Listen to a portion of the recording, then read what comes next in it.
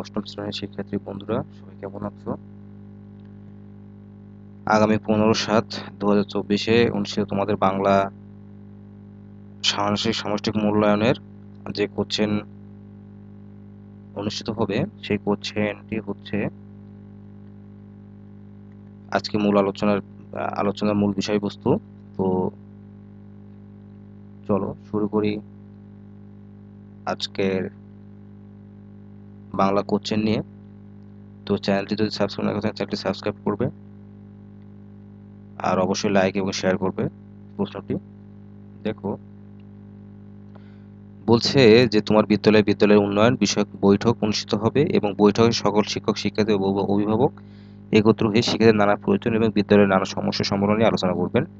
এই আলোচনাকে সামনে রেখে শিক্ষার্থীদের কাছ থেকে লিখিত মতামত ও চাহিদা বা দাবি আহ্বান করা হচ্ছে। বৈঠকে শিক্ষার্থীদের নানা বিষয় নিজেদের ভাবনা ও মতামতের প্রকাশের সুযোগ থাকবে। 21 দিনে বিদ্যালয়ের শিক্ষার্থীদেরকে নিয়ে দেওয়াল পত্রিকা উন্মোচন করা থাকবে এবং এই দেওয়াল পত্রিকায় প্রকাশের জন্য শিক্ষার্থীদের কাছ থেকে সৃষ্টিশীল লেখা আহ্বান করা হচ্ছে।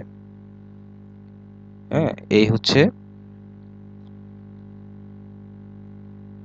তো এখানে 1 নম্বর কি থাকবে কাজ কতে, যে এখানে জোড়ায় গ্রুপ কাজ থাকবে, জোড়ায় আলোচনা করে নিয়ে কাজগুলো করতে হবে। যেমন বৈঠকের সামনে রেখে বৈঠকের দিনকে কেন্দ্র করে পাশের সভাপতির সাথে আলোচনা করে নিচের কার্যক্রমগুলো অনুসরণ করতে হবে এবং খাতা লিখতে হবে। তো এই হচ্ছে যে কার্যক্রমগুলো আমরা অনুসরণ করব। এই হচ্ছে এই 3টা কার্যক্রম। হ্যাঁ, এইগুলোকে অনুসরণ করে আমরা উত্তর খাতায় লিখব।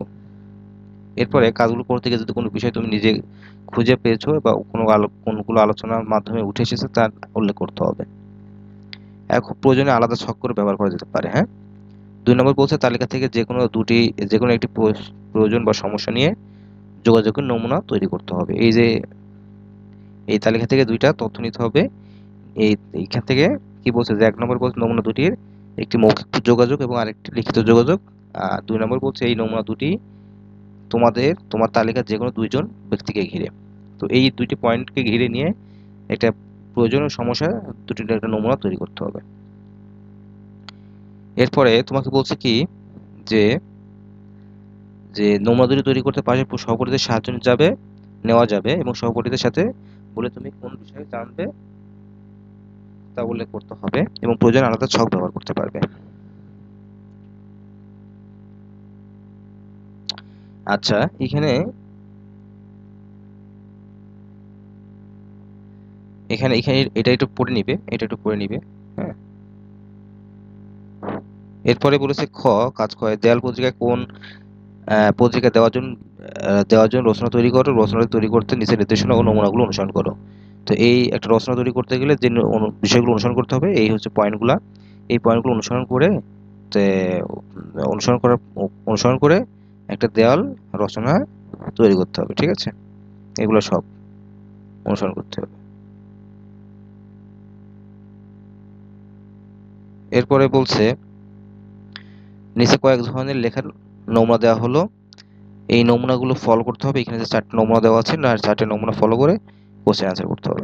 1 নম্বরে উপরে যে কোনো ব্যক্তি ধরন বেছে নিয়ে তোমার বিদ্যালয়ের পরিপ্রেক্ষিতে 200 শব্দের একটি রচনা তৈরি লিখতে হবে।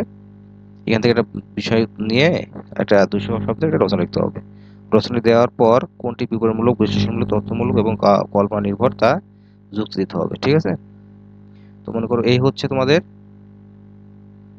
এখানে আরেকটা পেজ আছে। এখানে বলছে যে তথ্যমূলক লেখা বিদ্যালয়ের গুরুত্বপূর্ণ তথ্য। এখানে যে কথাটা বলছে কাজ গতে একটা এটা আছে। হচ্ছে তোমার লেখার উপর ভিত্তি করে এককভাবে নিজের কাজ একটা একক কাজ থাকবে। হ্যাঁ, যেমন দুটি বাক্যের উদ্দেশ্য বিধেয় এবং উদ্দেশ্যের প্রসারক এবং বিধেয়ের প্রসারক চিহ্নিত করতে হবে এবং যে কোনো 10টি শব্দ অভিধানের বর্ণক্রমে সাজাতে হবে। ঠিক আছে, কিভাবে ডিকশনারিতে বর্ণক্রমে সাজানো যায় সেটা লিখতে হবে এবং দুটি বাক্যের উদ্দেশ্য বিধেয় প্রসারক এবং বিধেয়ক প্রসারক চিহ্নিত করতে হবে। এটা কিন্তু একক কাজ। হ্যাঁ, এটা মনে রাখতে হবে। তো এই ছিল হচ্ছে আগামী 15/7/2024 সামষ্টিক মূল্যায়নের ক্লাস 8-এর বাংলা সাবজেক্টের প্রশ্ন। হ্যাঁ, তো সবাই প্র্যাকটিস করো। Happy reading. ধন্যবাদ।